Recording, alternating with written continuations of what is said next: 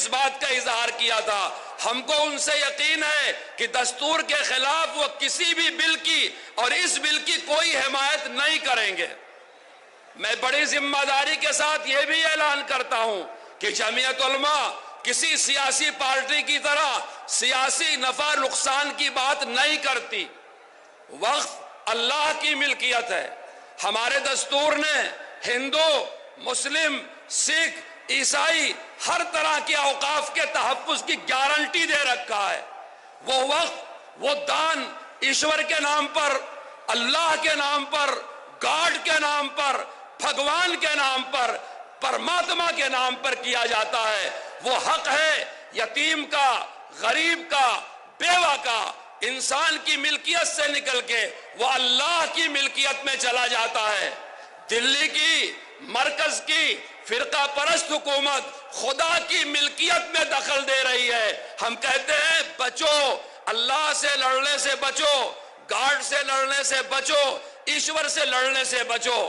ہم قطعاً یہ وعدہ نہیں کرتے کہ اگر آپ نے امنڈمنٹ 2024 وقف بل میں سپورٹ کر دیا تو ہم آپ کی مخالفت کریں گے۔ ہم بالکل یہ نہیں کہتے۔ ہم یہ بھی نہیں کہتے اگر آپ نے حمایت واپس لے لیا اور بل کو رد کرنے میں ہمارا ساتھ دیا تو ہم آپ کا ساتھ دیں گے۔ مسئلہ ساتھ دینے کا، مخالفت کرنے کا نہیں ہے، یہ بڑی چھوٹی بات ہے۔ جمعیت علماء ایک دینی جماعت ہے، وہ مسلمانوں کے ووٹ کا سودا کبھی نہیں کرتی۔ ہم کسی حکمراں پارٹی سے نہیں کہتے ہم آپ کو ساتھ دیں گے، یا ہم کبھی نہیں ڈراتے کہ ہم آپ کی مخالفت کریں گے۔ ہم پورے عزم کے ساتھ، یقین کے ساتھ یہ بات کہتے ہیں کہ یہ بل سمویدھان کے خلاف ہے۔ جو چیز سمویدھان کے خلاف ہے آپ کو اس کی مخالفت کرنا چاہیے، اسے مسترد کرنا چاہیے، اسے رد کرنا چاہیے۔ آپ جمعیت علماء کے موقف کو سمجھیں۔ اتنا بڑا ملک سمویدھان سے چلے گا، دستور سے چلے گا، آئین سے چلے گا۔ سمویدھان ہمارے بزرگوں نے بنایا ہے، سیکولر بنایا ہے، مذہبی آزادی دی گئی ہے، لسانی آزادی دی گئی ہے۔ کسی کو یہ حق نہیں پہنچتا کسی ہندوستانی کے حق کو غصب کر لے۔ کوئی زمانہ رہا ہوگا اس ملک میں اکبر بادشاہ تھا، کوئی زمانہ رہا ہوگا شاہجہاں بادشاہ تھا، کوئی زمانہ رہا ہوگا کوئی بادشاہ رہا ہوگا، کوئی نواب رہا ہوگا، کوئی آقا رہا ہوگا، کوئی راجہ رہا ہوگا۔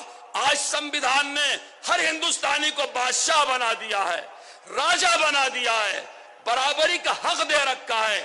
ہمارے اوپر کوئی حکمراں نہیں ہے، ہم نے یہ سمویدھان خود اپنے اوپر لاگو کیا ہے۔ ہم ایک آزاد قوم ہیں، ہم کو سمویدھان نے حق دیا ہے۔ اگر اپنے حقوق کو تلف کیے جا رہے ہیں، ہم پبلک مقام پہ اکٹھا ہو کے اپنا احتجاج درج کرائیں گے۔ یہ سمویدھان نے ہم کو حق دیا ہے۔ اگر سمویدھان بنوانا یہ جمعیت علماء کا کام ہے تو اس کو بچانا بھی جمعیت علماء کا کام ہے۔ جمعیت علماء مولانا ارشد مدنی، مولانا ارشد مدنی، آپ قدم بڑھاؤ، آپ قدم بڑھاؤ۔ جمعیت علماء قوم یکجہتی، تحفظ آئین، تحفظ آئین۔ جمعیت علماء ایک مرتبہ اپنے جھنڈوں کو لہرا دو۔ نعرہ تکبیر، نعرہ تکبیر۔ ہماری آواز حکومت کے ایوانوں کانوں تک پہنچنا چاہیے۔ بیٹھ جاؤ، مجھے اور باتیں کہنی ہیں۔ یہ کوئی سیاسی جلسہ نہیں ہے کہ میں آپ کو جوش دلا رہا ہوں، ایک دینی جلسہ ہے، امیر الہند کی صدارت میں ہو رہا ہے، بڑی تعداد دیندار مسلمانوں کی ہے۔ میں آپ کو بتانا چاہتا ہوں انگریزوں کے زمانے میں کسی کی جرات نہیں تھی کہ وہ ملک کی آزادی کی بات کرے۔ یہ ملک ہمارے بزرگوں نے آزاد کرایا، اس کو ہم نے سیکولر بنایا۔ آج سیکولرزم کو خطرہ ہے، آئین کو خطرہ ہے۔ کس سے خطرہ ہے؟ حکمراں پارٹیوں سے خطرہ ہے۔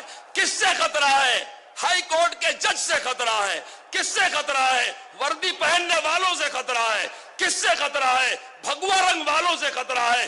یہ میں نہیں کہہ رہا ہوں، میرے دیش کا سپریم کورٹ کہہ رہا ہے، بلڈوزر کے فیصلے میں کہہ رہا ہے، موب لنچنگ کے فیصلے میں کہہ رہا ہے، لڑکیوں کے ساتھ تحفظ آئین، تحفظ آئین۔ صدر جمعیت علماء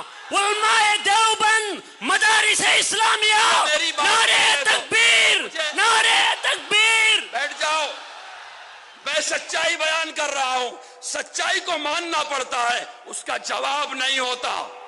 جب سپریم کورٹ کہہ رہا ہے آئین خطرے میں ہے، سپریم کورٹ کہہ رہا ہے بلڈوزر کی کارروائی اسمویدھانک ہے، سمویدھان ہم نے بنایا ہے، دھرم نرپیش اس کو ہم نے بنایا ہے، قربانیاں ہمارے بزرگوں نے دی ہے۔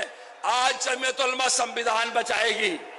اس تحفظ آئین کے متعلق ایک تجویز ہے جو پیش کریں گے آندھرا و تلنگانہ کے جنرل سیکریٹری مفتی محمود زبیر صاحب، وہ تشریف لے آئیں اور اس کا متن پڑھ کر کے سنائیں۔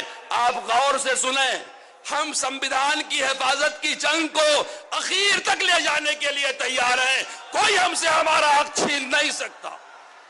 ایک وقف امنڈمنٹ کا مسئلہ نہیں ہے، ہم سمویدھان کے ایک ایک پکتی کی حفاظت کریں گے، اس کے خلاف کسی کو نہیں کرنے دیں گے۔ یہ ہمارا سیاست مقصد